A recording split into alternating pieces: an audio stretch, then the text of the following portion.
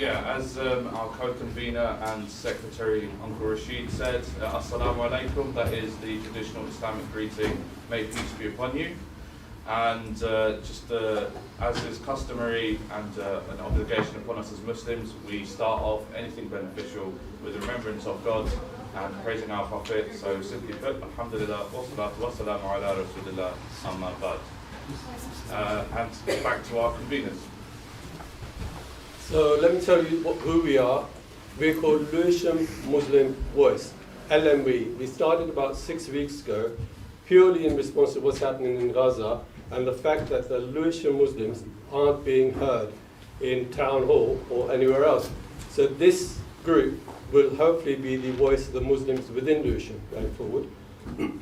Today's meeting is about these gentlemen here and who they represent and why they are here today. They will introduce themselves. And Tony is going to start that meeting on that basis. So again, welcome, and can I hand it to Tony? Okay, so we would first like, Bismillahirrahmanirrahim. First we would like to each of our guests tonight to introduce themselves, and then I will say a little bit about how we're going to run the meeting. So first I'll introduce myself. My name is Tony. I'm chair of the Lewisham Muslim Voice. So I will hand over to my next. Hi, I'm Mike Heron. I'm the Green Party candidate for Mayor. I used to be in the Labour Party, but I left the Labour Party because of their position on the Iraq War. I'm John Hamilton. I'm standing in this election for the Workers' Party of Britain, but many of you will know of my activities through Lewisham People Before Profit over the last 15 or so years. Good evening, I'm Chris Mains, I'm the Liberal Democrat candidate. Can I just thank Muslim Voice for organising this. This is the only hustings of this campaign, which says something about the way the council, the Labour Council, has really closed down community engagement. And one of the reasons I'm standing is I really want to break the culture of Lewisham Council, which is very secretive, a one-party state. It really doesn't reach out and engage with people. So thank you very much for organising tonight. Assalamu alaikum. My name's Nick Long. I'm standing as an independent, but I'm being backed by the Transform Party, a new party that was formed in Nottingham in November. I'm standing on a platform and programme of abolishing the mayor, but also in light of the genocide and the horrific events we're seeing day by day, every day on our TV screens, obviously raising the issue of Gaza, and I'm calling for the borough to twin with Gaza and build on from there a petition to get that underway. If neither of us win in a few days' time, then we can be lobbying and petitioning the council to keep the focus on what's happening in Gaza centre and make sure that we put forward an awareness of what's happening, the genocide that's happening in Gaza. Thank you, Nick. Okay, thank you. Sorry, can I just say that we invited all the candidates to turn up today, but unfortunately the Christian Alliance, they declined to come, but they sent us a fairly derogatory statement which they asked us to read, which we are not going to read for you. Labour Party has declined to turn up, and unfortunately, or fortunately as the case may be, the Tories haven't responded at all.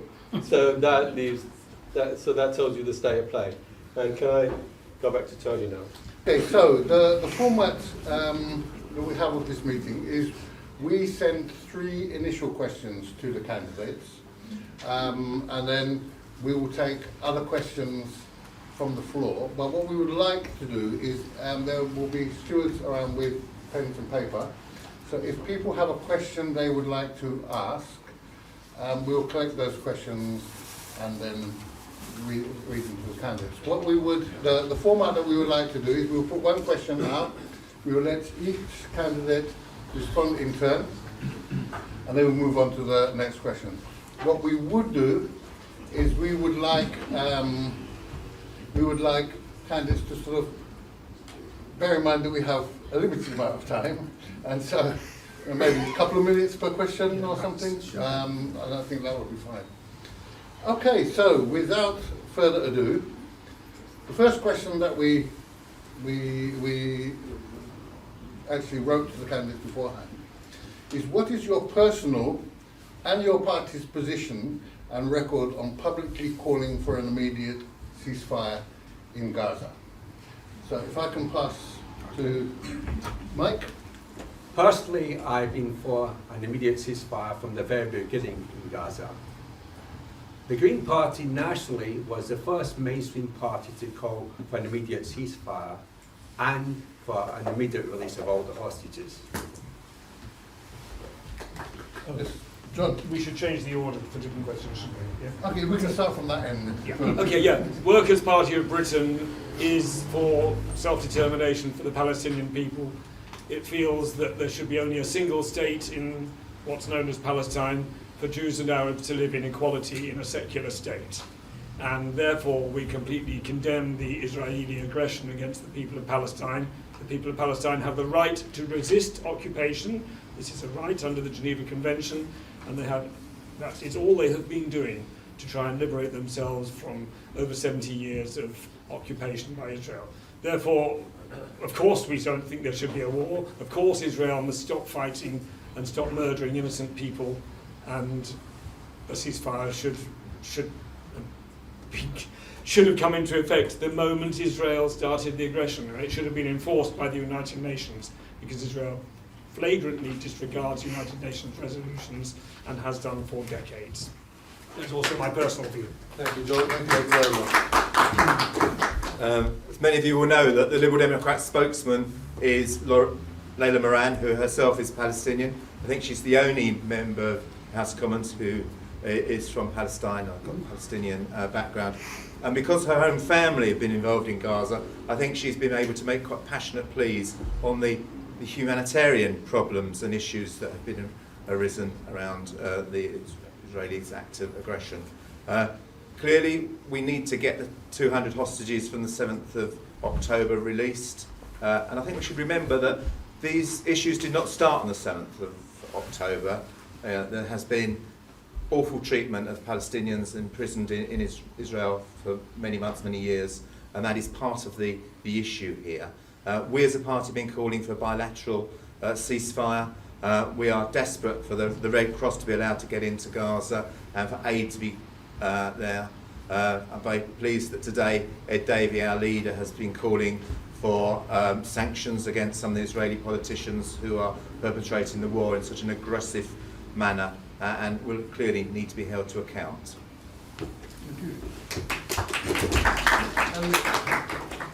Thank you, Chair. Thank you. Basically, yes, unconditional, unilateral, universal ceasefire. Any politician that doesn't announce that to you doesn't deserve your vote. Yeah. And I would go further.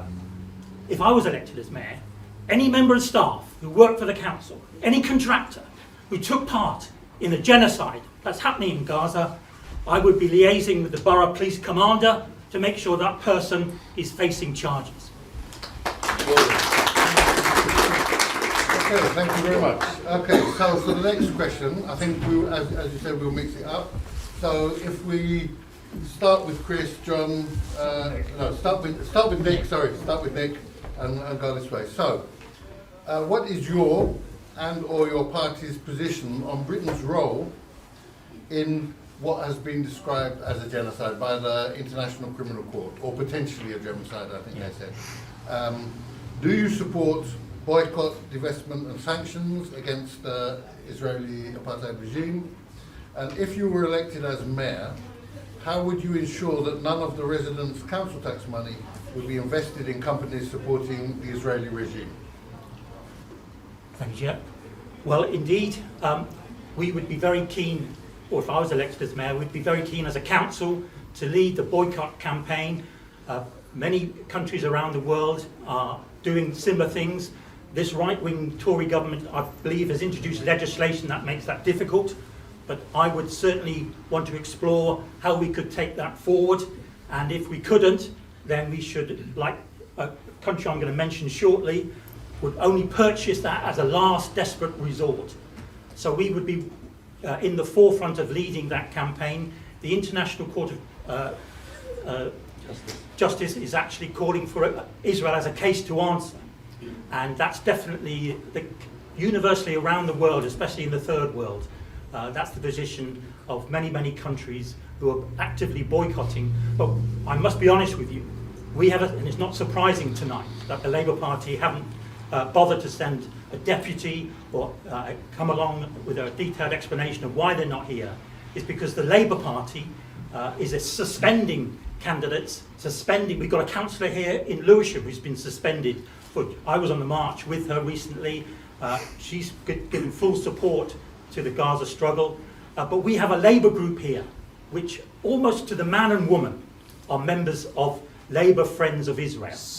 That is an organisation, if you look at their register of interests, you can see that many of them are starting to withdraw that declaration because they're fearful that they're going to be exposed. So this meeting is very, very important for you as an organisation.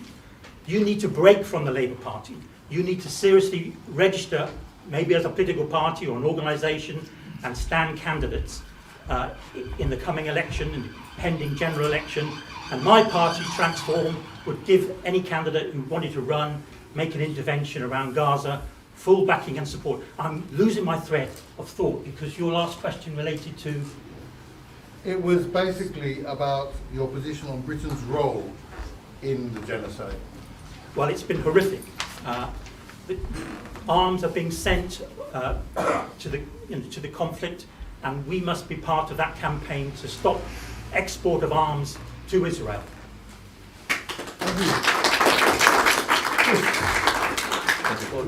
Well, as I said earlier, Ed Davey has today been calling for sanctions against individual members of the Israeli establishment who are perpetrating a lot of the awful atrocities. I think we have to be realistic. Lewisham Council is not going to bring about peace in Gaza. It's a limited amount of things that a council can do. It can raise awareness, it can make sure that voices are heard. Also, the thing that people don't always remember is the vast amount of money that a council has in its pension funds and holding it in reserves and investments. And I would make sure that that is ethically invested. And we shouldn't be, as a community, investing in arms full stop. And certainly not investing in companies that are selling arms to the Israelis at the moment.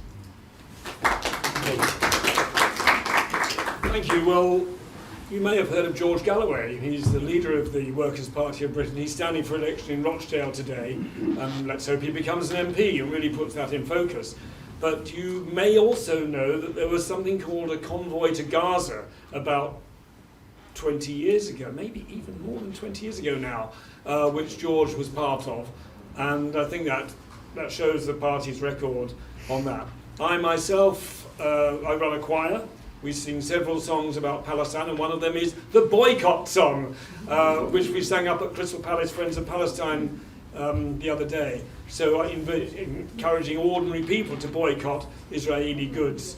And certainly I agree with Nick and with Chris that if I'm elected as mayor, I will make sure that there's nothing invested in Israeli companies in the way of the council's pension funds or other investments that they have. There may be something I missed there. Was there anything about arms? Well, only, sorry, it's my long-winded questions, but it was only about your position on Britain's role. Yeah, Britain has been supporting the Israeli army. That's not you and me, it's not any of us here. It's Sunak and Starmer, and there's quite a few people in Sunak's cabinet that have personal connections with Israel. Grant Shapps is the defence minister at the moment, having gone through various different jobs.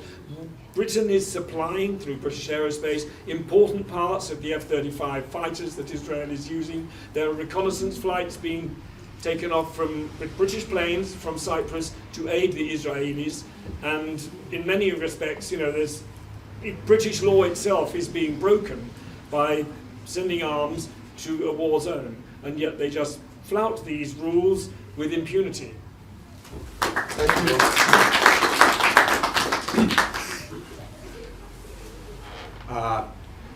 The Green Party nationally has a 4-point plan for Britain to deal with Gaza.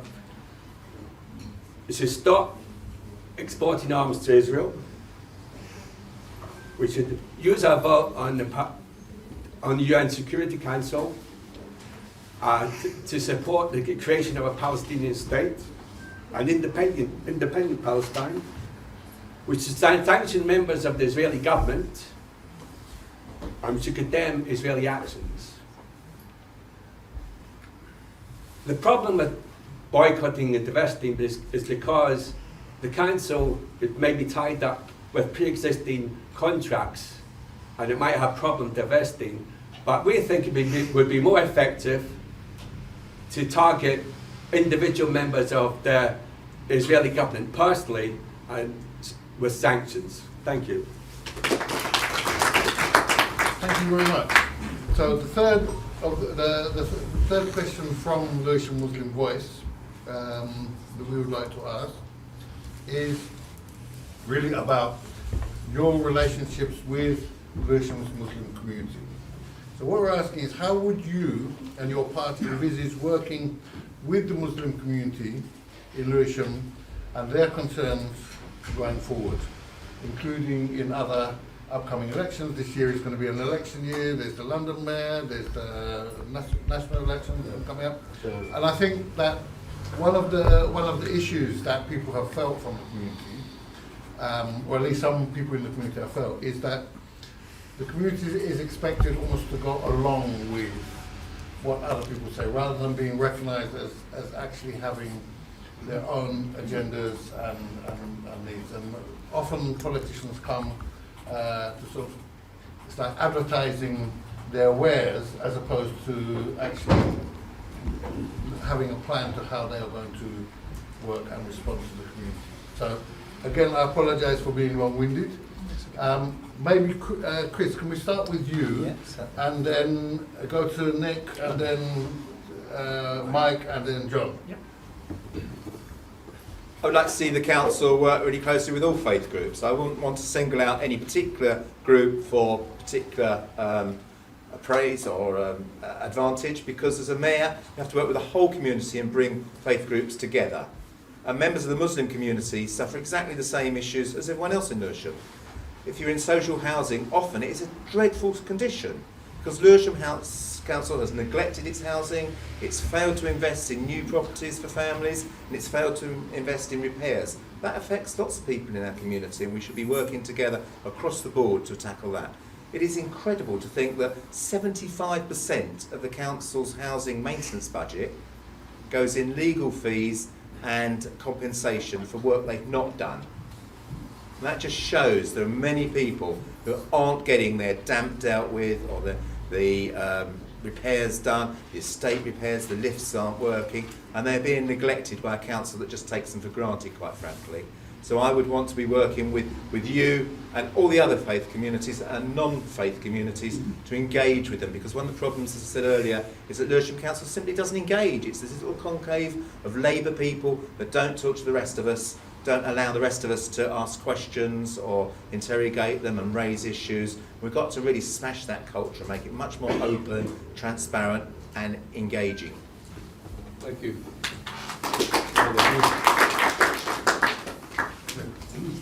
Thank you, Chair. As a candidate, I've got to be very careful about receiving money, but it doesn't stop me from giving money. And this important meeting today, I'm going to make a donation to your campaign, because what you're about, I think, is very, very important.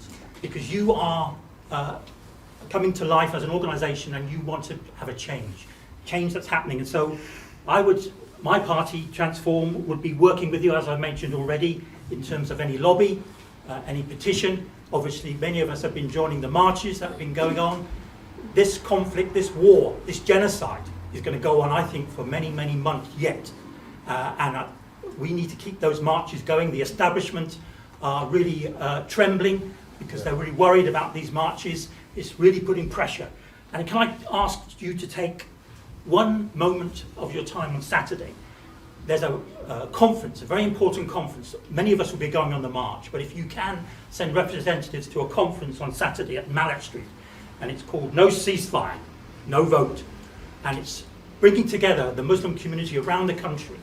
What's not being told is that across the country, Labour are losing control of many, many councils. Oxford, I believe, Bradford, many others where councillors have resigned and are standing as independents.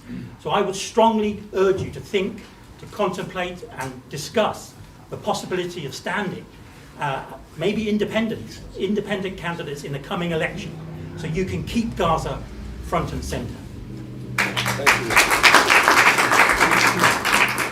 Thank you. The Greens would welcome the opportunity to work with the Muslim community. We know that housing and social housing is a bigger issue for the Muslim community than the rest of the borough. And we also know that education and safe education and a strong education is important for the Muslim community. We hear you and we're listening and we want to work with you. Thank you.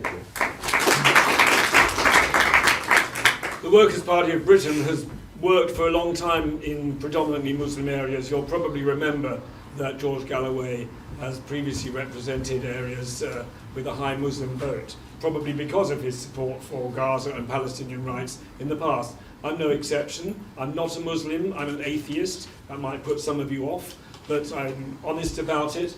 I work with anybody in Lewisham, and I think my record is good on that. And I would welcome initiatives from Muslims, just as from other parts of the population of Lewisham. Thank you. Okay, so those were the questions that we had from ourselves as Lewisham Muslim Voice. What we would now like to do is, if those people who have pads to go around, if you have a question, there's a... I've got some questions. Okay, you've got some, if you can bring the questions that you have got up. If anyone's still writing them, just keep your hands up and I'll come collect them. Yeah. If anyone So we'll have some wants questions to write from the one, floor. just keep your hands up, I'll bring some paper for you. While you're doing that, there's a couple of questions that have been sent to us already. I think one of them may have been covered already by the answers in the last one. Okay, thank you. But I will read one of the questions that we've had from the floor already. The Prime Minister described peaceful protesters as a mob and extremists to intimidate and threaten MPs, disrupt their events and disturb council meetings, stoking the flames of Islamophobia, which has risen by 355% from the 7th of October. How will you combat discrimination which may arise by comments made from the government and opposition? So let me say that again. So basically, we have all heard in the news that there's been comments from leading politicians describing all the Gaza marches and everything like that, which have been overwhelmingly peaceful. Many people here have been on them, as being a mob, as being extremists, and that language, we believe, has caused an increase in Islamophobia. And so I suppose what we are asking you is, how will you combat that discrimination that is generated by the use of that language? Does that make sense? Clear? Yeah. Okay, so let's see. Okay, let John go first. Yeah, I've been on most of the marches in central London. I was amazed when Suella Braverman first claimed they were hate marches. I expect many of you were there. They were actually very loving occasions to be there with other people who all felt the same. Of course we didn't like what the Israeli government was doing, but I never heard any remarks aimed at Jewish people, you know, who live amongst us in a peaceful way. There are lots of Jewish people on the marches themselves, as you will have all seen. It's not about religion or race or ethnic grouping. It's about colonialism, and it's about Israel trying to perpetuate its unjust rule over Palestine. And this is the last-ditch attempt, I think, by some of these conservative and probably other politicians to try and demonise us, the ordinary people of Britain. I mean, I've been out on the streets with these leaflets, you know, you've probably seen me, and I'm sure the other candidates have felt the same reactions. Nobody supports what Israel is doing. Nobody agrees with Labour and Tory refusing to call for a ceasefire. Ordinary, decent people of Britain don't want to see innocent men, women and children starved to death, run over by tanks. To say this is that we are behaving like a mob is just complete lying. And of course it's propounded by the Daily Telegraph, the Mail, and some of those other newspapers who don't actually go on the marches, and their readers don't go on the marches, so they believe this kind of propaganda. I don't know if Islamophobia has particularly increased. I mean, I was a bit surprised, and I investigated a bit, this report from the so-called Community Security Trust that said that anti-Semitism had risen by some extraordinary percentage. And I looked at that report. I looked at it. And there is one, this is according to a Zionist organisation, there was one instance that they found of a Jewish person being physically assaulted. One. Now, of course, that shouldn't happen. But most of these alleged anti-Semitic incidents, they listed one. It said a car drove past a synagogue with Palestinian flags out of the window. I mean, this is probably some Zionist, Israel-loving person saying, he looked at me in a funny way and I felt threatened. It goes down as an anti-Semitic event, probably in their list. I don't really, I mean, maybe you do have, maybe some of you as Muslims do have instances that you've personally witnessed of people being directing hatred against you. I wonder, though, I mean, possibly this is an exaggeration as well. I don't think I answered all parts of the question. Sorry about that. Thank you. Thank you, John. Okay, In answer to the question of how do we get rid of this atmosphere, it's quite simple. We kick out this dreadful Tory government because they are actually shameful in the way that they are generating these issues. It's not actually about Gaza. It is about trying to stir up hatred within our country, trying to set one group of people against another group of people. And they are trying to appeal, and that man Lee Anderson's trying to appeal to white working class people to suggest that their lives are threatened by other people in society. And there's nothing further from the truth. But it is, Rishi Sunak is just actually at the bottom of the barrel, scraping for actually using hatred terms. He's describing people who exercising their democratic right as mobs. They're not mobs. They're people like you and I that have a view and want to express it. Now there has to be some controls over this. You know, the Foreign Secretary lives around the corner. I don't expect us all to go and stand outside his house chanting because he and his family and his neighbours don't actually deserve that. Where we should be beating him is in the ballot box and kicking him out of office, because that's how we work in a democracy. And I really want to disassociate myself with some of John's comments, because I think any hatred towards any sector in society is wrong. Whether they are Jewish people or Muslim people, we have to work together in this country. And actually, individuals aren't wrong. Some of the Israeli politicians are vile. Doesn't mean that everybody who shares that race or ethnicity is vile. He didn't say that.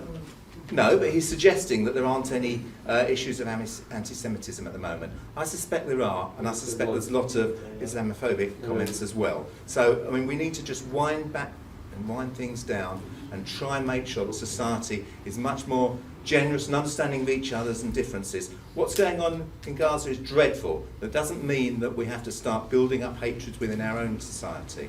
So I want to, firstly, kick out this government because they are just stirring it up for political purposes. And then we have to start working for peace in Gaza, and hopefully Britain could lead the way, which is not at the moment, but it could set an example by sanctions, by getting people around the table, working with the Kuwait and the Egyptians to make sure that there is a peaceful outcome and a long-term solution to the Palestine problem. Thanks so much. Thank you, Chair. Throughout history, the establishment, the powerful, the monarchy have always referred to us as the mob. They are very, very fearful about change, about challenge, about them being called out. And if you look at history, where it's from the Chartists, the Peterloo, there's a massive demonstration in about 1834 in Kennington, where the crowds were huge calling for the vote. The Times and other right-wing papers then were calling them the mob. So I take great comfort from being called the mob. That makes me even more determined to go on marches and protests and pickets and lobbies, and we should all be part of that going forward.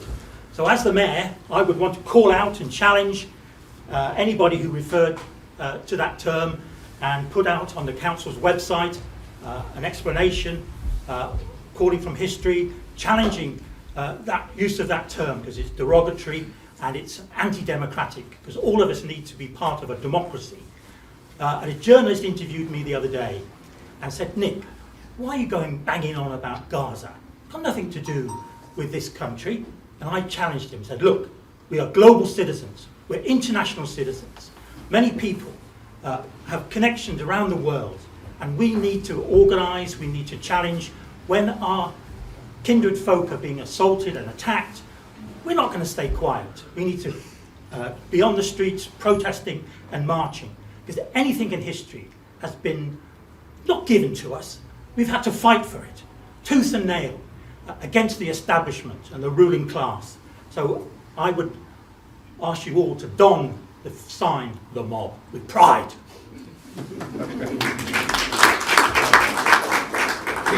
Peaceful protest is a central right of democracy. If you don't have peaceful protest, then you are no longer a democracy. We should condemn every incident of Islamophobia whenever it arises, but equally we should condemn every incident of anti-Semitism whenever it arises. We should treat both of these problems equally. Thank you. Okay, thank you very much, and thank you for all the questions that are put in. What I will try and do is possibly amalgamate some questions, and some questions might be answered already, or will be answered there. And we also have some specific questions to individual parties, which I will maybe leave to the end, towards the end, where people have asked questions of specific candidates. So, one of the questions is, many people across our community of all faiths feel unrepresented currently by the political process, which has moved to the right. What will each of you do, or are doing, to push back censorship, right-wing scaremongering and dividing the community further? So that was one of the questions from the floor. So, if we start, can we start with you, Mike? I think the question is about people generally feel unrepresented by the political parties that they are seeing. And so there is that big gap between how people perceive and what they feel the political parties are saying to them in general. So I think that's probably more, it's about how we bridge that gap. How we bridge that gap. How would you engage with people? And engage, yeah. Well, there should be a greater dialogue between the parties and the Muslim community on a whole range of issues. And not only Gaza, but also housing and health. And we should always have an open door to your community to engage with you with all your concerns. I think some of the other parties may have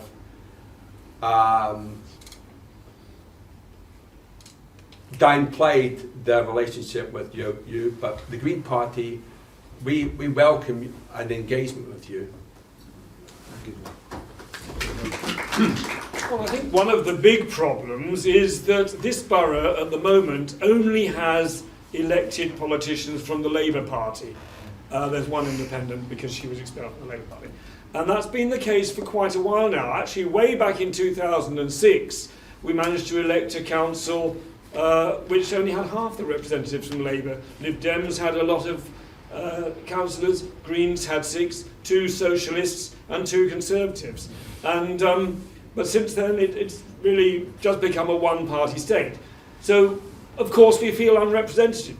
If you didn't vote Labour, then you don't have someone that is part of, that you voted for. One of the answers to that is a different voting system. In Northern Ireland, you may well know that there was a lot of discrimination against Roman Catholics for decades, and so when the new system was evolved, they used single transferable vote. And now everybody, almost everybody can say, yes, I voted for that person who got elected, because it's a fairer way. It's used also in Scotland, a form of that, and in some other countries around the world. It means that you rank the candidates 1, 2, 3, 4, 5 when you go to vote. You don't just put 3 crosses. In 2014, when People Before Profit, my party at the time, was very active, I got 28% of the vote in Telegraph Hill, but I didn't get elected. And I mean, if we looked at those results there, where I think Labour had all the seats bar one, I may be wrong about that. If we looked at it, actually, People Before Profit would have had 7 councillors. I think Lib Dems would have had 8. Conservatives would have had about 5 when we looked at the results. It would have been a mixture. We would have had proper debate in the council chamber. Mind you, the mayor still would have had all the power. Councillors have no power. See my manifesto for that. And Nick as well agree. I think we all agree on getting rid of the mayoral system here. But, you know, how can people feel represented if when they vote, their vote means nothing? That's why so few people do go to vote. What is the point of going to vote, really? Unless you want to vote Labour in this borough. Thank you. Thank you. Yes, John is right, and the question is right. People are disengaged in this country because of our electoral system. In Lewisham, about 50% of the people voted Labour last time, and with 100% Labour council. There's no diversity there at all. Down the road, in perhaps, deepest Kent, you have councils which are totally conservative, but the whole community is not conservative. And you do need variety, diversity, and a bit of opposition to improve decision making. And nationally, our electoral system is corrupt, and we need to really reform the whole of our political system.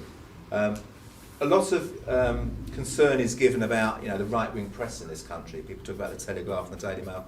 I don't think many people buy these papers. I don't think anyone actually reads the Daily Mail or the Telegraph. The trouble is, when you turn the radio on, BBC are always telling you what they're saying. We're not a right-wing country. The values held by the vast majority of people in this country are not those of the right-wing press. And we should actually just ensure that we don't get obsessed.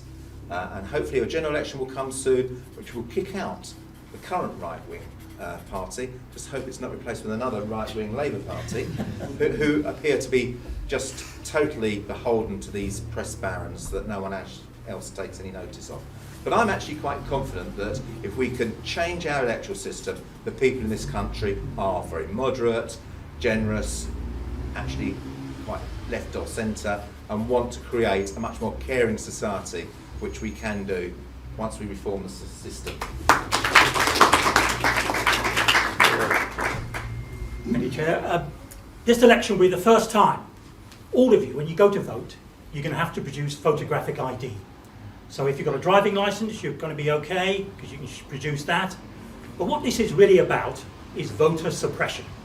In many states in America, majority of black people, because they've either got a stop and search or they've been convicted, many states, Texas I think is one of them, they lose their right to vote. And if they've done any prison time or been on parole, that's the same again. My partner and I, we work for the council, and we would often be part of the voter registration scheme, where we would trudge around with our clipboard, you may have seen them, getting people to register to vote. It is a legal requirement to vote. I think only one of the West London councils have ever prosecuted anybody for not registering, because it's to do with the jury service and having a fair and balanced jury. But in some countries, in some states in America, there's open registration. You turn up with some photographic ID at the polling station, you can be given a ballot. So that's something we should be calling for as well. So it's easier for people to vote and participate.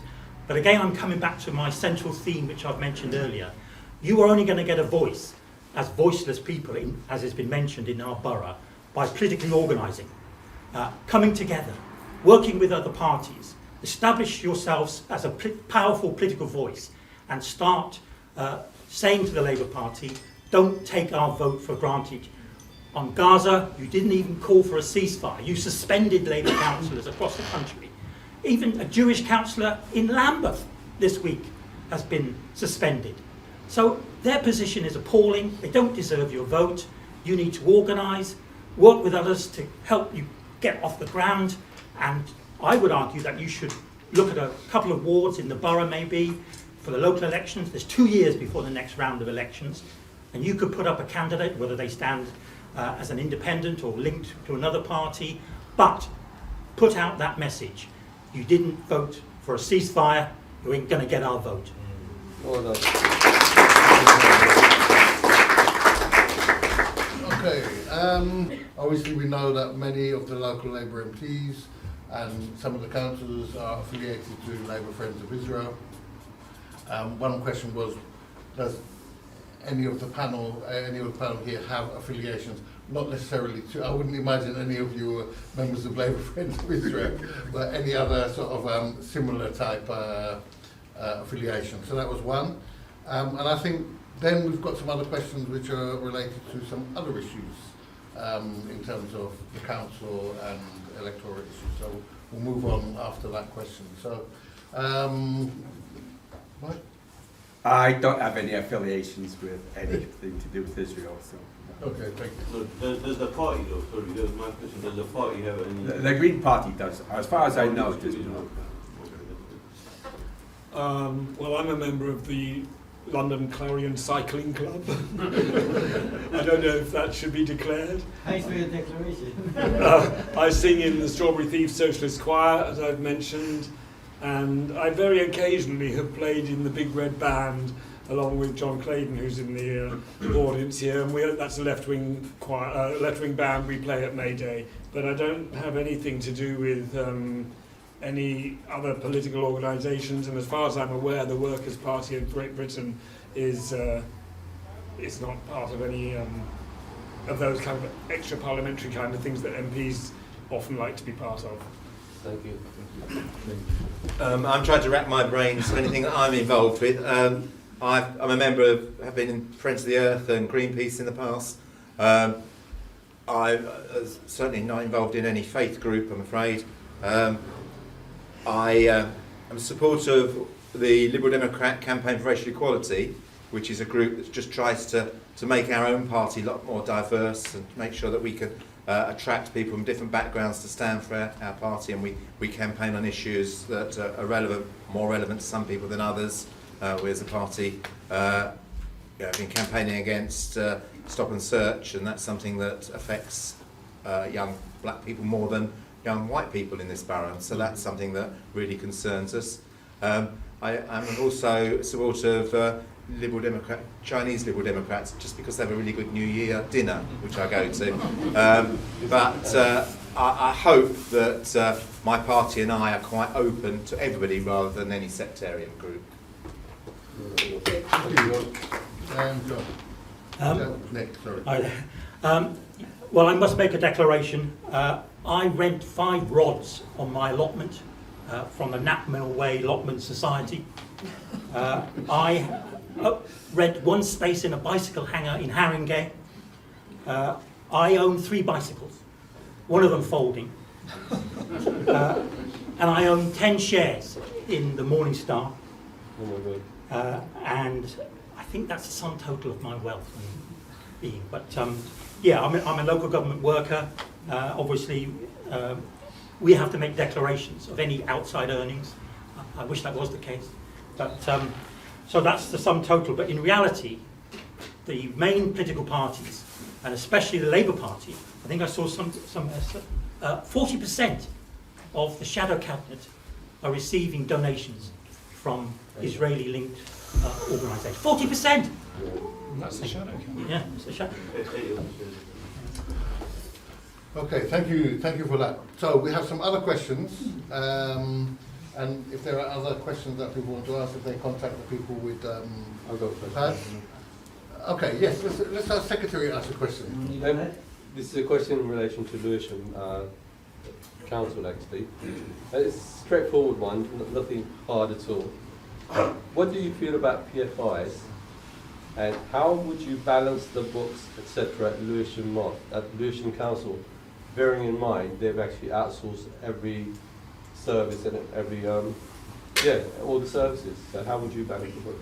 Did you want to just explain very briefly what PFI, or Okay. maybe we can, the candidates can address It's that? basically a public finance initiative whereby the government handed out the contracts for building work, for Okay, contract, we'll let the yeah, candidates address that. etc. So they didn't have to push up the money. Anybody particularly want to go first with that? Okay, So, private finance initiative is something that actually was started under Gordon Brown back in 2000s, and it is quite obnoxious. It's the way that hospitals were financed, schools were financed, street lighting in Lewisham is financed. I'm very proud that Lewisham local Liberal Democrats took a motion to our party conference condemning PFI, and actually it was in the Liberal Democrat manifesto that we would actually nationally buy back the PFIs. You might wonder how that affects people. Well, the hospital, the Prue Hospital, was built under a PFI scheme, which means that it costs a huge amount of money just to run a hospital. Because there's a managing agent and a company that runs it, so if a nurse needs a new cupboard put up, they can't just have someone come in and screw up a new cupboard. They have to go through this whole process of it all being worked out over the debt over 25 years. It can cost thousands of pounds just to put a cabinet up, so that the finance companies make all this huge amount of money as a result of it. You know, the Labour government at the end of 2000s, around 2008 and 9, were looking at contracting health service in South East London, and they had to close a hospital, they told us. And Lewisham was very much under threat. Lewisham actually has a PFI wing on the top, and that actually saved it, because the hospital they closed was the one hospital that didn't have any PFI, which was Queen Mary's in Sidcup, because they couldn't afford for the financiers to suffer. Totally regardless of how the patients would react and who needed the hospital. It's all down to whose money it is at the end of the day. So PFI is quite, it's disgraceful. We should not be financing, it's like a big public mortgage that you're financing today's services by putting off the cost over 30 or 40 years. Lewisham Council have gone down that route, and you can't just overnight stop it, but I would certainly as Mayor work to bring services back in-house and make sure that we finance stuff differently. You know, we could have bonds, we could raise money from the community to build stuff. We could actually, like a building society, build homes by borrowing from the community to build, rather than get people in the city to finance it and then take all the benefit. So I think it's a wrong way of financing public services, and it needs to be curtailed. Thank you. thank you. Nick, you have your hand up next. Yeah, for many years I represented Unite the Union, and many of our members worked for some of the contractors, road maintenance and some of the leisure services, and they were very exploited. Any shop steward who raised issues of health and safety would be threatened and intimidated. So as a mayor, obviously like other candidates here, I would look to bring services back in-house. That has started to happen. The housing department has been brought back in-house. They're now back in the town hall. But a few months ago, I was contacted by my regional organiser. And he told me, Nick, do you know that Lewisham is on the brink of bankruptcy? Not days, weeks, but hours. So this authority, it's interesting that we haven't got Brenda Dacres here tonight. We could put that question directly to her. But as you've heard in the news tonight, many local authorities are on the financial precipice. And one of the reasons why is homelessness. So I would be arguing for more people to be made, temporary accommodation is one of the reasons why people are struggling, but ending the use of bed and breakfast, the phenomenal cost. But there's one organisation which is running care homes in this borough. I can't possibly name them, but we used to have local authority care homes. But this organisation has virtually got a monopoly, and they are stinging this authority massively for care costs. And that's homelessness and care costs, two of the reasons why local authorities are going bust. And it's one of the reasons why I wanted to leave Lewisham and put the arguments around homelessness and housing, but also bringing back in services, bringing back in-house all the services that used to be. I mean, I work for a North London borough, and it's a different culture.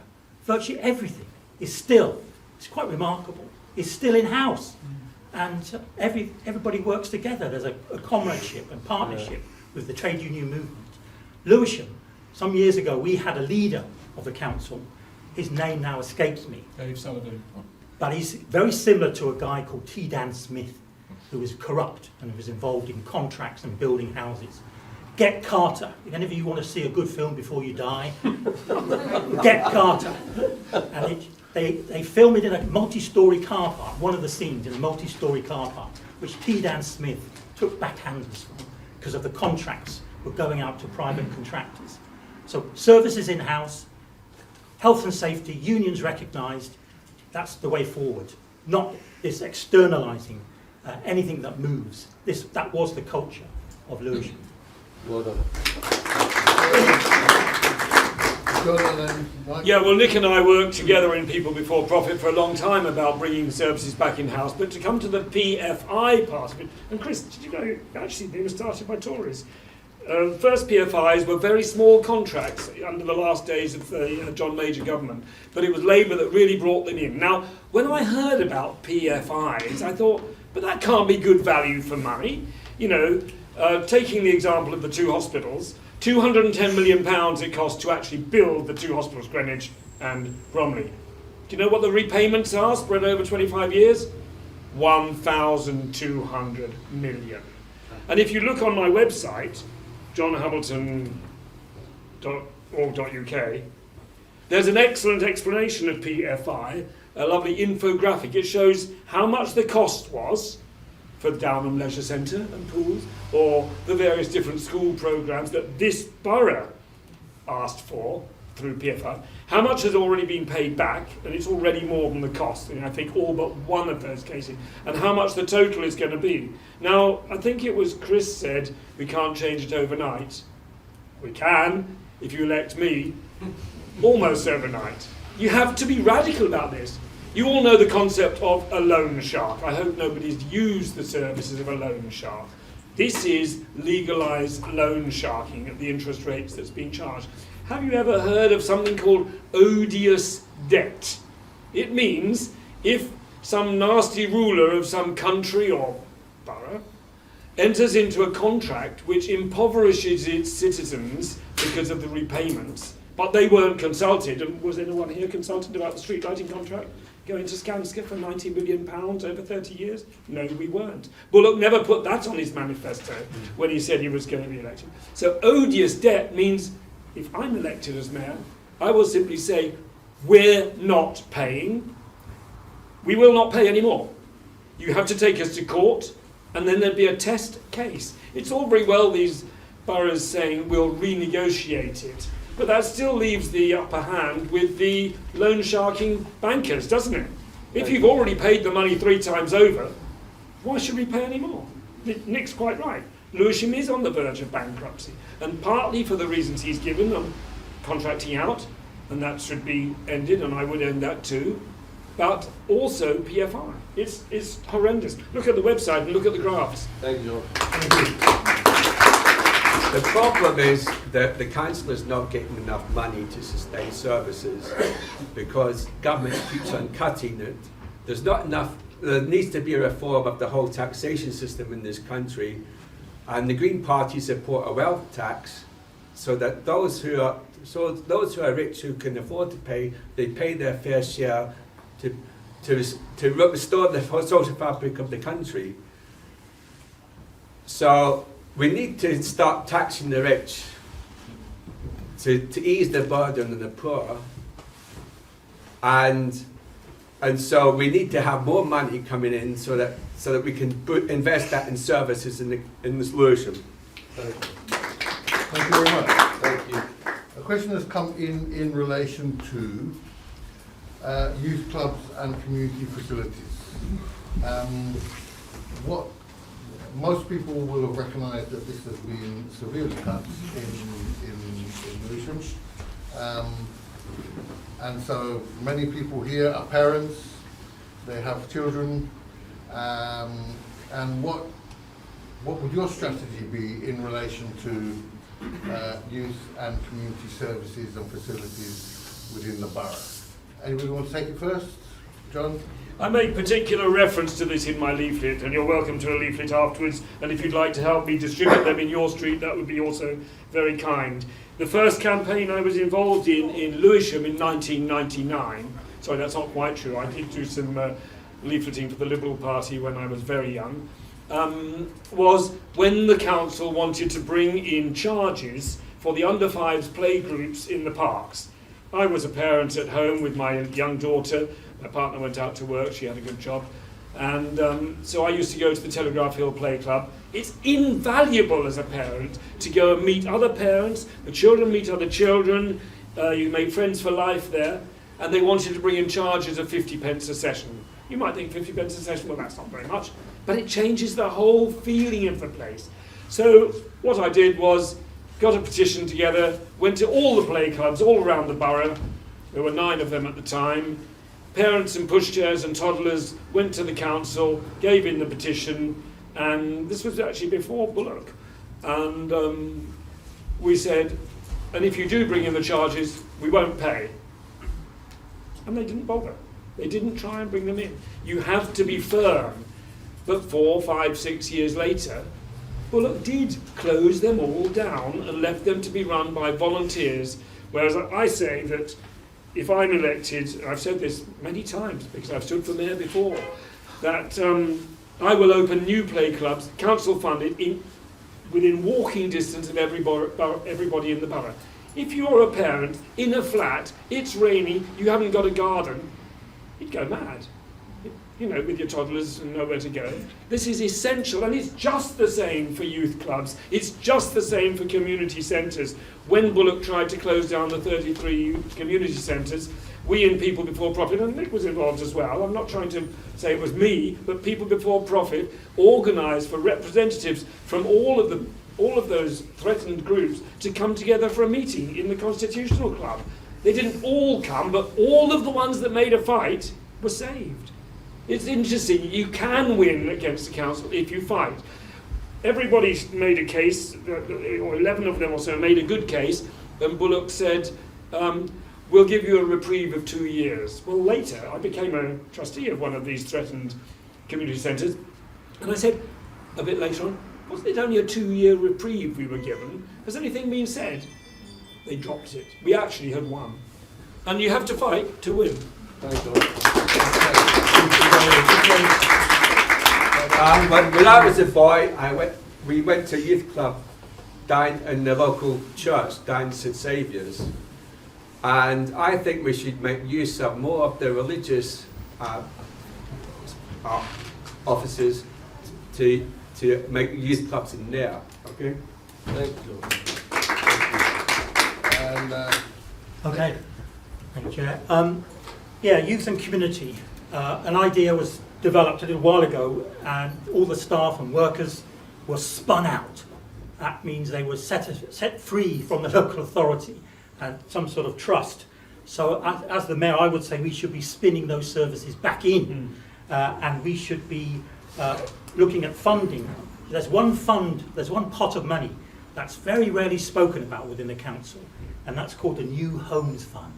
It's thousands of the new build properties that are developed in this borough. I went to inspect a block of flats down in Deptford yesterday, and coming back I didn't recognise up to Deptford because the number of tower blocks that have gone up, and every block that goes up, Lewisham and any other local authority gets an amount of money from central government. So questions have to be asked. What's happened to this New Homes Fund when so many thousands of new houses and flats have been built in certain pockets of the borough? So they perform a valuable role, youth centres and community centres, invaluable. I'm from the West Midlands, and I used to live in Leamington Spa, and we would cycle down to a youth club in Covington Village, and I developed my passion for snooker in my local youth club, and that I was able then to hustle my way through university by playing right-handed when I was already left-handed. So they give people invaluable skills going forward. And it's really important in terms of tackling knife crime, in terms of tackling youth offending. There needs to be, as has been said, somewhere for young people to go. And we need to keep those open. But as has been indicated, it's a struggle. It's going to be a fight where communities have to come together.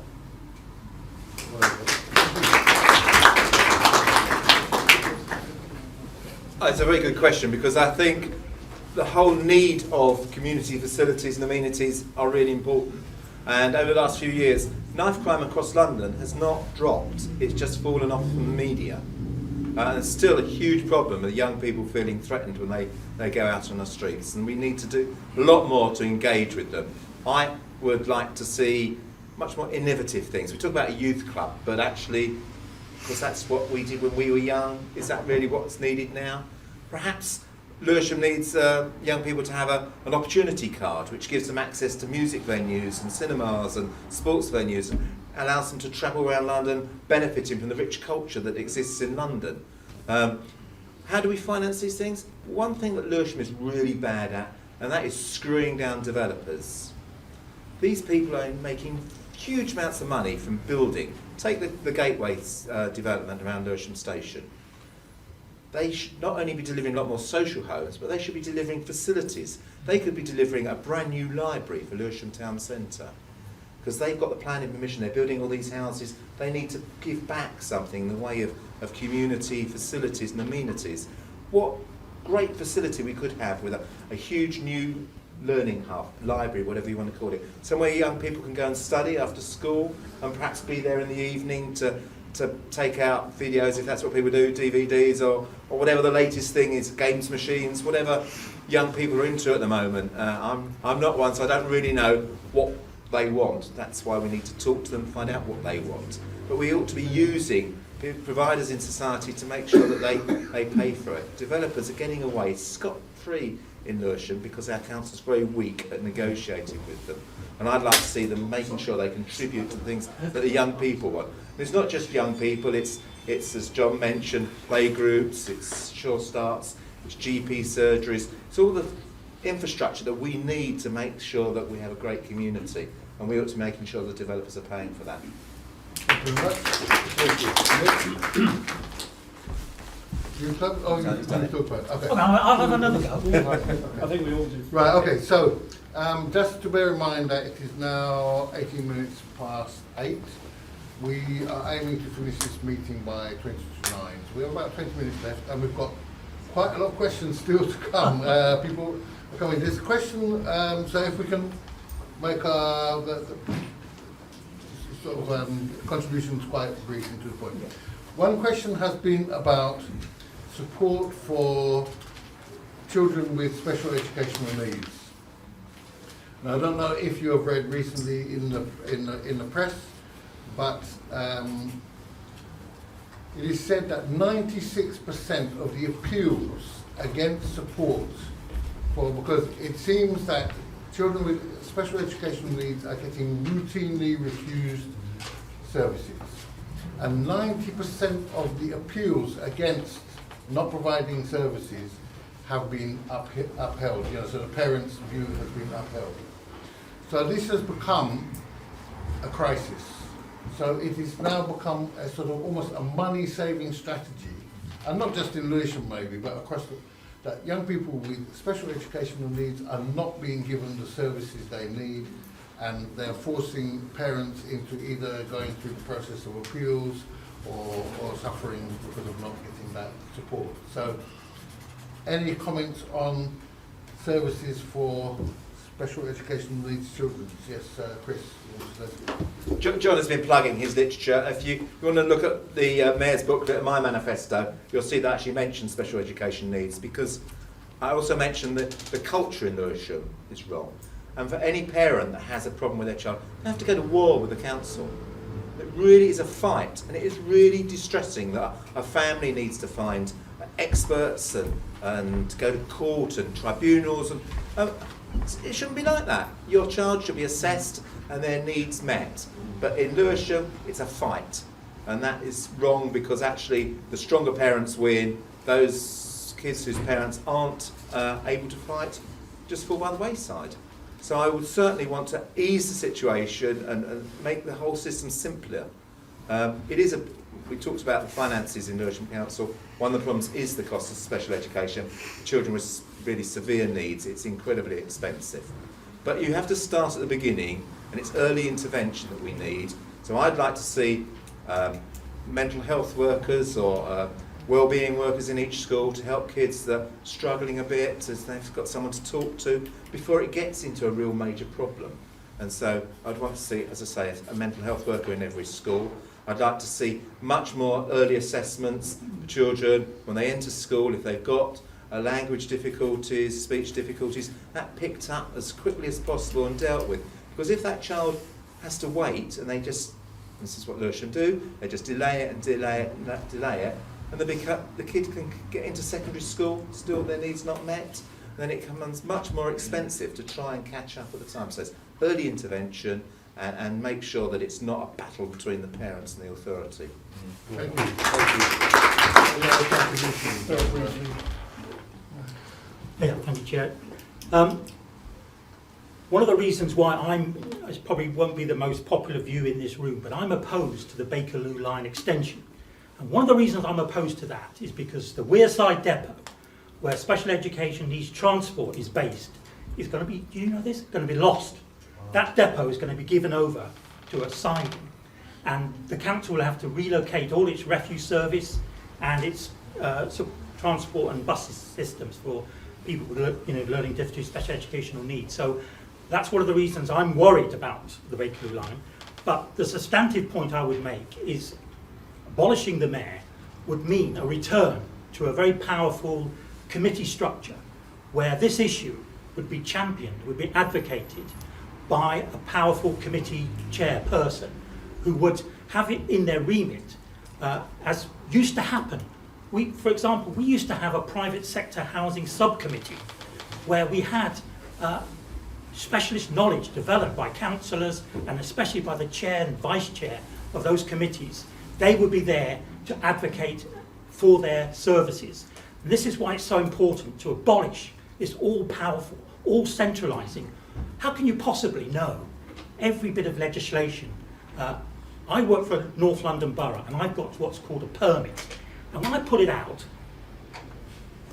it's about that long in terms of all the local authority legislation that impacts people's lives. So it was down to having a proper chair who can advocate for their services. So abolishing the mayor could be a key part of this strategy.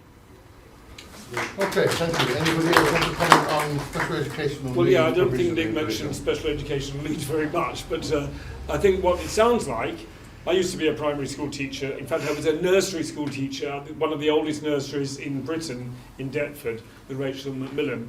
And you need to pick up these things early on because parents don't necessarily know. I mean, it needs to be much earlier than is happening. It sounds from, I didn't realise it was such an issue, as Chris mentioned, and your questioner mentioned, that it's such a struggle. The council sounds as though it's just trying to fob people off. They should be there to support the children and the families from the very beginning and not make it a struggle for people who are least able to fight. Thank you. Well, I agree that early assessment of special educational needs children should be done and it should be supported all the way through the process, right the way through school. That's what I agree. Thank you. Okay, question here about housing. There's two questions actually, but I will try and put them together. One is about the appalling conditions in Milford Towers, and how would you address that, or what strategies you could think of addressing that. And the second one is about rent caps and out of control renting in the private sector. I think the last time I heard of one bedroom sort of studio flat in Lewisham is at least £1,200 a month, and so yes, so housing in general, but specifically there was a question about appalling housing conditions in Milford Towers, which has had quite a lot of publicity in the press, and the second one was about rent caps and rent in the borough. Nick, you wanted to start off. Thank you. Again, if I can ask you Couple of minutes. to be quite brief. Okay. Um, Right. I'm a housing worker and I inspect 18-metre storey dwellings dealing with cladding and issues like that, but also I'm a licensing officer, and I have, obviously, within dwellings there are 29 hazards, and damp and mould is highly scored, highly rated. And I've been carrying out some inspections. I went to visit Milford Towers recently and was taken round by the tenant activists and shown some of the squalid conditions. And I did a fire risk assessment. Following Grenfell, the fire safety order has been strengthened and people need to have proper security in their dwellings. People died in Grenfell because they didn't have a smoke seal around their doors, and fumes and toxic fumes got into flats. So I didn't find any of those deficiencies in Milford Towers, but what I did find is loads and loads of rubbish. And that was another contributing factor in Grenfell, was flammable rubbish not being taken away by the... So I've raised that with the fire brigade. I've raised it with a certain person called Fenella, who heads up Lewisham Homes. Haven't had a reply, wonder why. So I'm also going to do a report on another tower block. And they had a fire, Housing for Women had a fire 2 years ago. And I went to visit a block next door. And the same issue is there. Good fire safety, but loads of rubbish. Basic caretaking is not being carried out. So people are at risk. Rent caps, there's no power within the 2004 Housing Act to control rents. All Labour are saying is they're going to introduce rent caps. They're not introducing or reintroducing rent controls.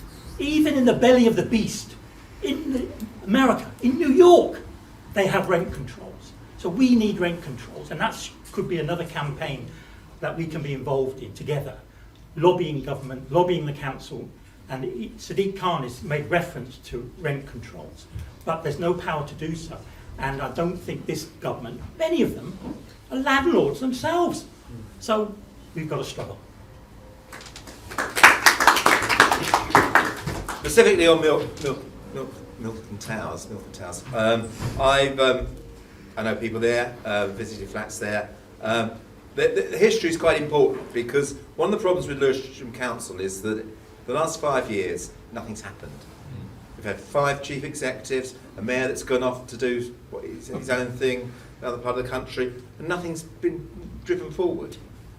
Milton Towers and that shopping precinct was bought by the council in about 2014. So, yeah. The idea was to knock down the estate and build houses. The reason it needs knocking down was when it was built in the 60s, it was this fantastic development for single people.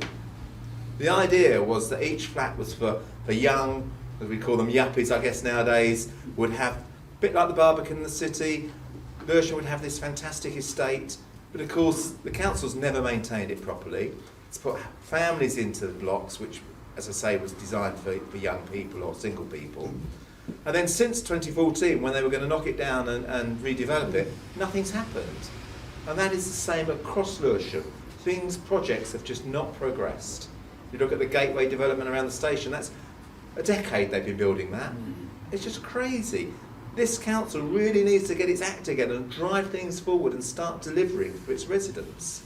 And that's the problem with that housing estate. They've just ignored it for the last 7 years. And of course it's dilapidated, and now they're starting to do stuff. But it's not very cost effective leaving something to decline over 7 years and then have to realise you need to spend money on it, and still its future's not sure. So that is the main problem with Lewisham, is that it just doesn't move things forward, doesn't get things done. It's not a proactive organisation. It's just sitting there, not delivering for residents. There was another part of the question which I forgot. Rent caps. Rent caps. Rent. Yeah. I mean, one of the things that, as Nick says, there's very little the council can do. We can, as he knows, look after the private sector better and licence them. I think Newham and places have done that, and we've had schemes here, but we need to be doing that. But we, as a community, need more family houses. All the tower blocks that Nick mentioned being built in Deptford are flats, 1 and 2 bedroom flats. That's not meeting the housing need of the homeless, the families in temporary accommodation. We need a council that starts telling developers that we need family homes and build family homes so that it helps as many people in temporary accommodation who've got children. We should be making sure that our children are adequately housed as are their parents, because that's the way that they can thrive and make them proud of being in Lewisham. The Greens are one of the few national parties that has a policy of rent control, and when we get into power, when we get elected into power, then we will enforce that. Yeah, I'm not going to talk about Milford Towers, although that's what the question was. But I'm not disagreeing especially with Nick and Chris and Mike, but I wouldn't bother to talk to developers about telling them to make houses for families. I don't want developers involved at all. If you look at my leaflet, if you look at my website, you'll know how involved I was in housing campaigns. We built a little house on the town hall lawn and lived in it for a week. A house made out of estate agent poles and placards. Go and look at it, it's called the House of Cards. What the solution is the council, this is my view anyway, obviously not Damien Egan's or Brenda Dacre's, is that we should be having a direct works department. I remember saying this in 2006, when Bullock was sitting next to me at the Mayoral Hustings. That was in the days when Labour candidates did attend. And he said, what, you want to bring back architects? Yes, it's a council. It needs to build houses for people. Do you know it costs about £75,000 to £100,000 to build a house or a flat? And then you don't need to charge high rents. You charge proper council rents. And you get the money in even from the low, reasonable rents that covers the cost of building it. They've got land. There's still the land at Besson Street where we built an eco house, to shame them, that the land is still empty. And that's the answer. Don't let developers have the land. Don't just say, we don't want you here. We will build on this land and we will make it a self-sustainable model. You get the rent in, which covers the building of the next few houses. Okay, thank you. Okay, we are now at 8:30, and so what I would ask is finally to sort of have some concluding comments from yourselves. What I would say, we have a whole range of questions still. People have come in relation to Palestine. One is about what solutions would you put forward? So obviously, if there was a ceasefire, what would you suggest in terms of a solution going forward from a ceasefire? That was one. We've had questions about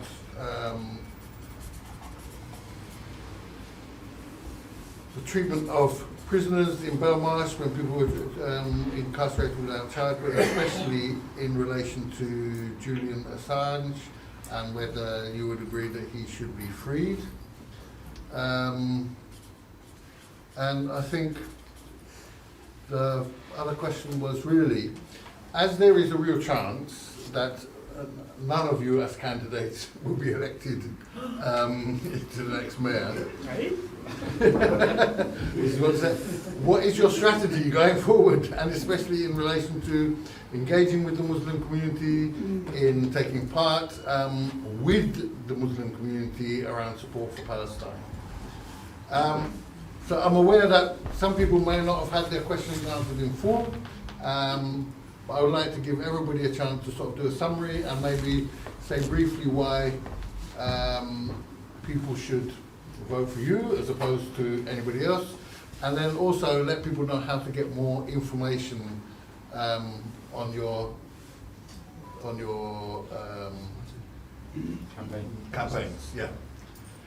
So, Mike, you want to start? Sorry about the long, convoluted questions. Well, on Palestine, I think after the ceasefire, we need to put pressure on the British government, to put pressure on the Americans, to put pressure on Israel, to get a two-state solution finally, because America has been stalling for so many years because it views Israel as its main ally in the Middle East. And so we need to get a permanent two-state solution on that. Why,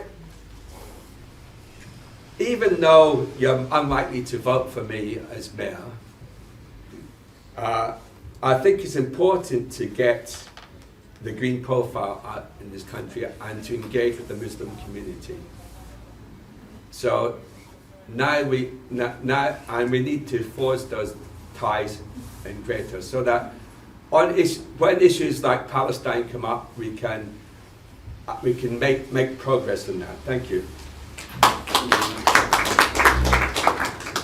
Yeah, it's quite likely that none of us will be elected because too many people go and vote Labour out of habit. This is my poster asking people not to vote Labour or Tory because they both support genocide. And I have copies of this poster here for you afterwards if you like. But I do believe in cooperating. I've already talked to all these people here because one of the big problems is the mayoral system.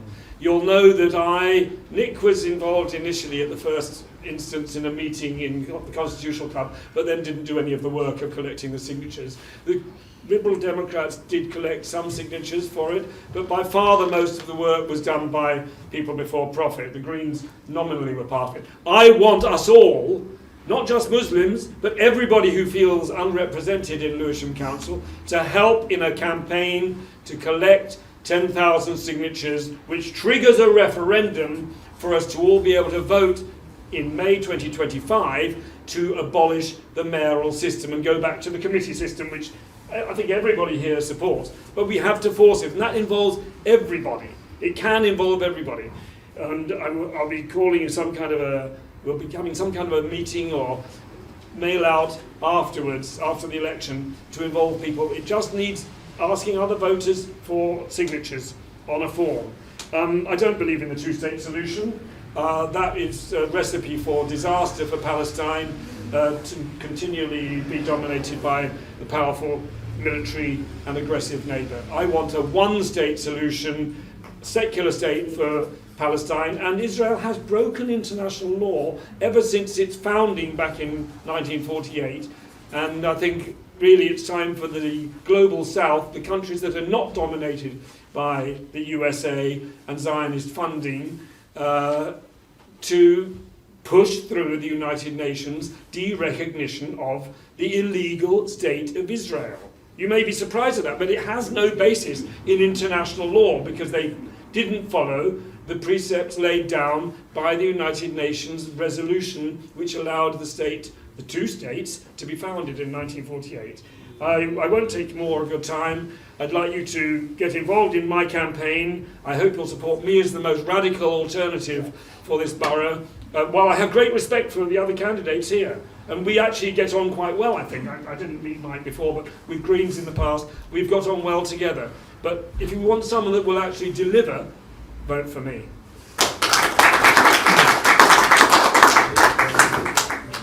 Well, I think, again, I'd like to just thank Muslim Voice for inviting and setting this up. And I hope actually one or two of you might go away and think, actually, I'd quite like to get involved and get onto the council. And that's the best way of engaging with the community, making sure that you have representatives on the council that speak on your behalf and speak on behalf of the wider community. It's not just about being mayor. There are council by-elections coming up. Definitely, if Labour do win the mayoralty next Thursday, there will be a by-election because the mayor can't be a councillor. An opportunity for us to get someone on the council, because the one-party state that we have in Lewisham is not democratic, it's not delivering for residents, and actually we can, once we break through, start delivering better services for local residents. So there is that opportunity, and hopefully you will engage with that. And if we do have opposition councillors here, perhaps we can engage on a regular basis and have meetings like this, forums where we can exchange ideas, hear about people's housing problems, special education needs, actually hear firsthand what people's issues are so that we can take them into the council chamber and deal with them. As far as the thorny issue of Palestine, I mean, I think the priority is for a ceasefire to make sure that humanitarian aid gets in there. You know, let's deal with the problem at the moment. 2 million people really suffering, and we need the world to react to that and get a ceasefire in a matter of days rather than.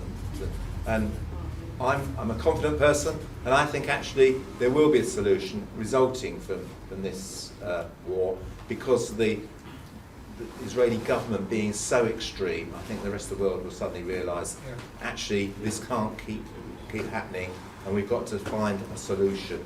And I think we're right, a two-state solution is the only one on offer. And let's hope that there is opportunity in the future to create that.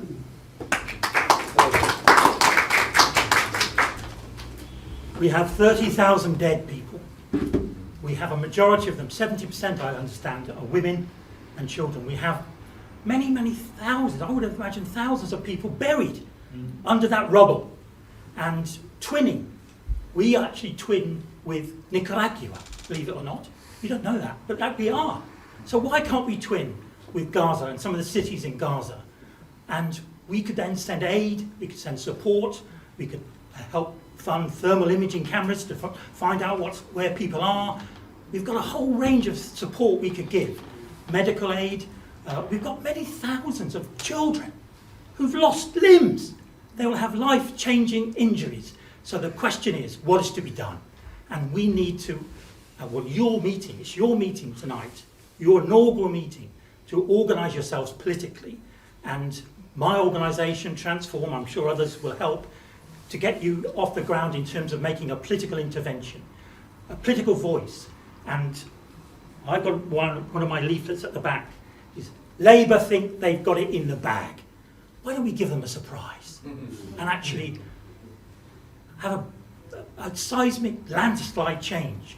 Whether it's myself or John, or whether it's the Greens came second, some distant second, but if Brenda Dacus thinks she's got it on a plate, I'll just give you an example. In Michigan, a solid democratic state, 100,000 people put not quite sure about Biden on their ballot. 100,000, 15% of the population have got serious questions to ask about the Democrats and Biden's approach to Israel. So there's everything to play for. Never rule anything out in politics. Some of us are going to be waking up into the small hours of the morning. There could be an earthquake in Rochdale. Who knows? But I would struggle. I would actually probably have to hold my nose and vote for Galloway. But I would still vote for him. But the reality is, we as an organisation here locally, we are facing a real challenge. But if we come together, and it's not helped by John using a placard festooned in Nazi swastikas.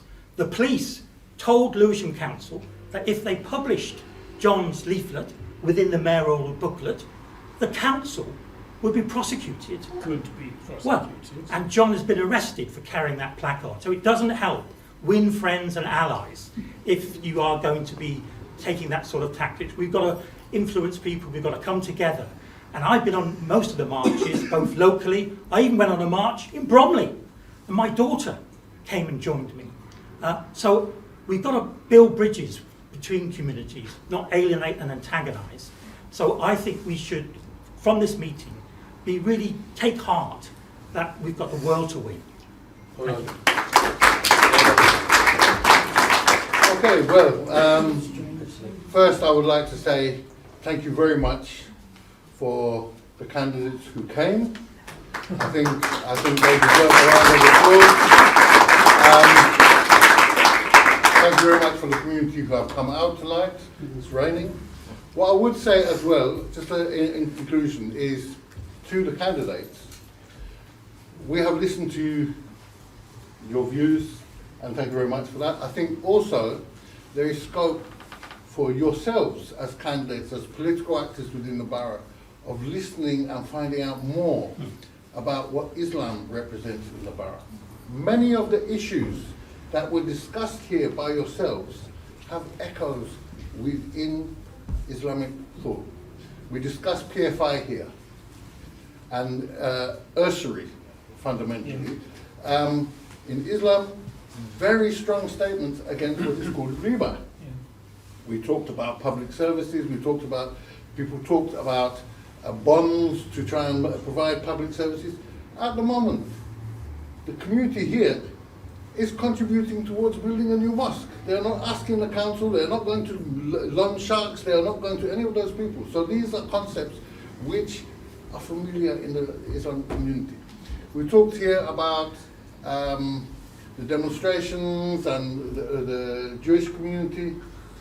Every Ramadan, without fail, you will find the local rabbi comes to the mosque and talks about Judaism. There is no fundamental hostility between Islam and Judaism. Muslims can go to a kosher butcher and eat kosher meat. So actually the two religions are very close, and in a lot of demonstrations we have seen a lot of Jewish people. We've had the Orthodox Jews from North London even come and support demonstrations outside Lewisham Council, and it is worth understanding that, because this is not what people portray in the agenda. There is a huge difference between anti-Semitism and anti-Zionism. It's huge, because actually if you talk to some of these people, they lived in Jerusalem. In Palestine, you have Palestinian Jews, you have Palestinian Christians, you have Palestinian Muslims. It is one people. So I think that is really important. So I think the other thing I would say is we're coming up to Ramadan. The mosque always has what is called open iftar. 23rd of March. When did we say? 23rd of March. 23rd of March. Yeah. So it is a chance for people who are not Muslims to come to the mosque, break fast with people, observe the prayer, and have a discussion with the Muslim community. That is one thing. That is not the only event. That the mosque has been open for many, many, many different events. So it's a welcome place, and you should feel, and people in your party should feel welcome. They should feel that this is a part of the community that would welcome them, even without an event. If you wanted to come in and you could ring the mosque and say, oh, I'd like just to come in and watch people pray, or have a chat with the imam or something. These are fundamental things. And I think there's a lot of knowledge and learning that can be exchanged between that. And of course we have Eids coming up. We have the Eid at the end of Ramadan, and the following Eid is in the park. In the past, we've had the mayor there. We have had, some of these people, the outgoing mayor, who has then absolutely undermined the community by his statements around October the 7th and the website. And many people here have been to the council to try and get that changed. So that's all I would say in conclusion, is that this meeting, I would urge that this is a dialogue. I would hope that everybody from your parties, and I would also then start to make engagements with the community, because this community in Lewisham is here to stay. It's a growing community. Every single week or even day, you have more and more people reverting to Islam. You now have, and you'll find that this is one of the most diverse Muslim communities probably in the country. Now, I think at the mosque, there was at one stage 3 Tonys. One of them, may Allah grant him Al-Jannah Firdaus, one of them passed away, but there are still 2 Tonys at the mosque. And so there are more people, you'll find young people from every single demographic. And not just young people, even elderly people coming into it. So I think this is an opportunity, and this is what we would extend to you, that here is an opportunity to actually engage with this community. You have seen how many people have come out tonight at quite short notice to listen to yourselves. So I would like to thank everybody. May Allah give everybody a safe journey home. Ahmed, do you want to give a dua to so the dua end the for, meeting? yeah, so I think the traditional dua for ending meetings, Subhanak Allahumma wa bihamdik, ashhadu an la ilaha illa anta astaghfiruka wa atubu ilaik. Thank you everyone for your time. Jazakumullah khairan. May Allah reward you with all good.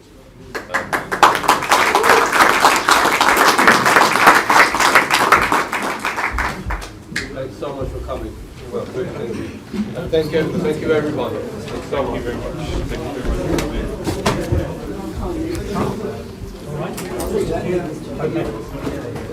Really useful.